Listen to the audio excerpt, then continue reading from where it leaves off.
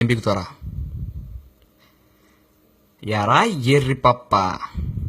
ఎటువంటి టాలెంట్ లేకున్నా రికమెండేషన్ ఉందని ఒకే ఒక్క కారణంతో కష్టం కూడా పడకుండా డైరెక్ట్గా ల్యాబ్ అసిస్టెంట్ అయినా నువ్వే అంత చేస్తే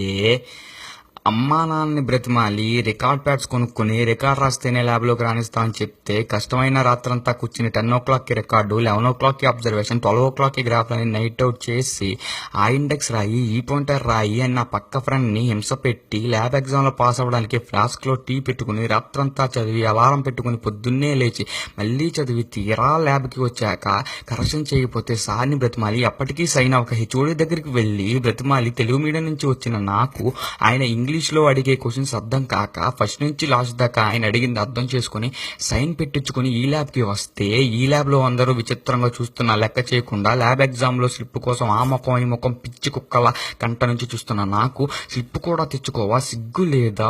లేదా అని మా క్లాస్మేట్ తిడుతున్నా ఒక్క స్లిప్ దొరకక గుండెల్లో బాధగా ఉంటే ఏడవలేక నవ్వలేక ఏడుస్తూ కూర్చున్నా నాకు